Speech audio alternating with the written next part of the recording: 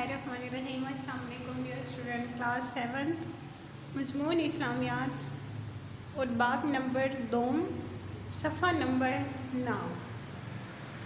Okay class book open करें और page on 9। इससे पहले मैंने आपको इसमें से पेज नंबर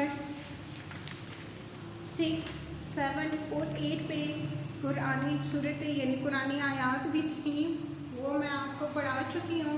और आज आपका टॉपिक यानी बाब 2 स्टार्ट हो रहा है। इसमें से आपका अनवान है ईमानियात और इबादत। ईमानियात और इबादत, इसमें से सबसे पहले हम तारुफ पढ़ेंगे कि ईमानियात और इबादत का मतलब क्या है, ठीक है। फिर उसके बाद ईमानियात में जो आता है वो है रसूलों पर ईमान, रिसालत और उसके तकाज़े, वो आज हम पढ़ेंगे। तो चलिए ओपन करिए अपने बुक्स को और देख सुने पेज नंबर 9 बाब नंबर 2 ईमानियात और इबादत। तारुफ में है कि ज़ेरे नज़र बाब 2 ईमानियात और इबादत 2 मौज़ूआत पर मुश्तमिल है, यानी यहाँ पे 2 टॉपिक्स की बात हो रही है। ईमानियात में रसूलों पर ईमान, रिसालत और उसके तकाज़े के अनवान पर कुरान मजीद और सुन्नत नबवी की रोशनी में तहरीर किया गया है, ताकि तालबा के जहनों में तमाम अंबिया किराम सल्लल्लाहु अलैहि वसल्लम पर ईमान लाने और उनकी इज़्ज़त और तौक़ीर करने के जज्बात परवान चढ़ सके। यानी ये आपके लिए है कि तलबात को पता चल जाए कि हमारे कितने अंबिया किराम आए थे और उसके इज़्ज़त का मर्तबा हमारे दिल में बुलंद हो। इबादत में इस्लाम में इबादत के तस्वुर की वजाहत की गई है। अरकान इस्लाम की तरबियत और उनको अदा करने की फजीलत और तरीक़ा बयान किया गया है। दुआ हर इबादत की जान है। दुआ करने से इंसान की आज़ी का इजहार होता है, ठीक है, कि हर नमाज के बाद हम दुआ करते हैं, दुआ मांगते हैं अल्लाह ताला से, अपने रब के सामने रोते हैं, अपने रब के सामने अपने दिल का इजहार करते हैं।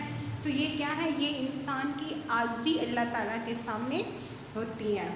दुआ की अहमियत और फजीलत कुरान मजीद और हदीस नबी की रोशनी में बयान की गई है। ज़कात की फजीलत और माशरती अहमियत को भी तहरीर किया गया है। ज़कात इस्लामी माशियत की रीढ़ की हड्डी है।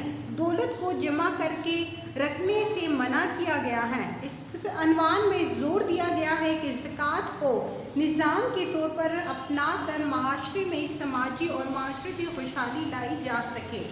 मतलब यहाँ पे जो मेन टॉपिक वो है रसूलों पर ईमान।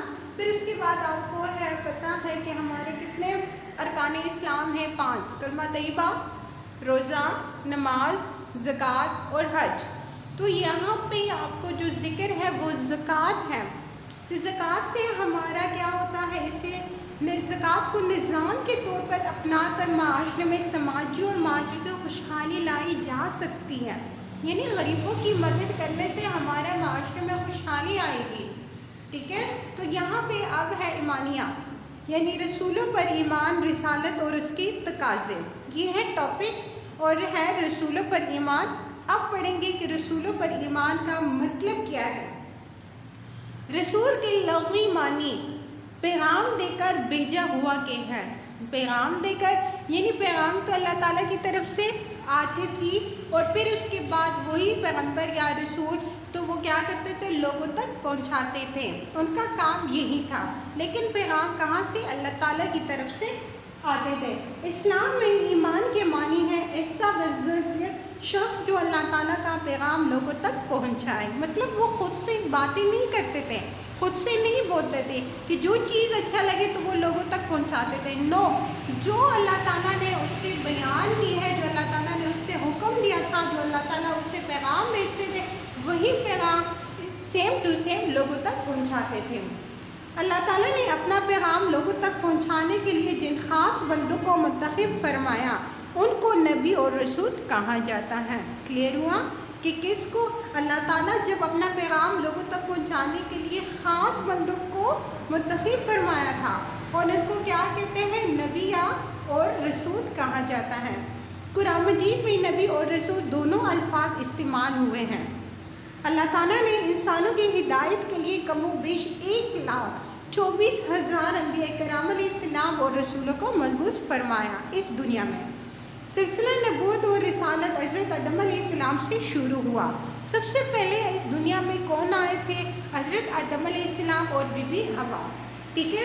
اور پھر اس کے بعد آئین میں کون سے نبی اور رسول تھے؟ حضرت محمد صلی اللہ علیہ وسلم، اور حضرت محمد صلی اللہ علیہ وآلہ وسلم پر ختم ہوا۔ یعنی کہتے ہیں کہ سلسلہ نبوت رسالت کا جو سٹارٹ ہوا تھا وہ کس سے ہوا تھا؟ وہ حضرت آدم علیہ السلام سے ہوا تھا، اور اینڈ کس پہ ہوا تھا؟ وہ حضرت محمد صلی اللہ علیہ وآلہ وسلم پر ختم ہو گیا۔ آپ صلی اللہ علیہ وسلم اللہ تعالیٰ کے آخری نبی ہیں اور آخری رسول بھی ہیں، یعنی قیامت تک کوئی نبی اور رسول اس دنیا میں نہیں آئے گا۔ آپ صلی اللہ علیہ وسلم کے بعد کوئی نبی یا رسول نہیں آئے گا۔ اس عقیدے کو عقیدہ ختم نبوت کہتے ہیں، اور یہ ہمارا عقیدہ بھی ہے۔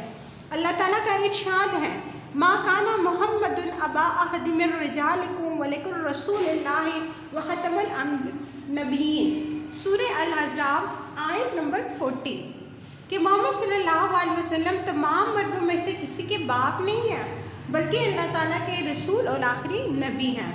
تمام انبیاء رسولوں پر بالتوفیق ایمان لانا مسلمان ہونے کے لیے ضروری ہے۔ وہ سب اللہ تعالیٰ کے منتخب، نیک، معصوم اور برزخ بندے تھے۔ ان سب نے اللہ تعالیٰ کی وحدانیت کا درس دیا، برے کاموں سے بچانے اور نیک کام کرنے کی تلقین کی، اور تقویٰ اختیار کرنے کی ہدایت کی، تاکہ آخرت میں کامیابی اور کامرانی حاصل کر سکے۔ یعنی وہ کیا تھے؟ وہ معصوم تھے، گناہوں سے پاک تھے۔ کیا کرتے تھے؟ ان کا یہی تھا کہ لوگوں کو برے کاموں سے بچاتے تھے اور نیک کام کرنے کی اجازت دیتے تھے، تلقین کرتے تھے۔ تقویٰ کو اختیار کرنے کے وہ خود بھی کرتے تھے اور دوسروں کو بھی اس کے بارے میں بتاتے تھے، ٹھیک ہے۔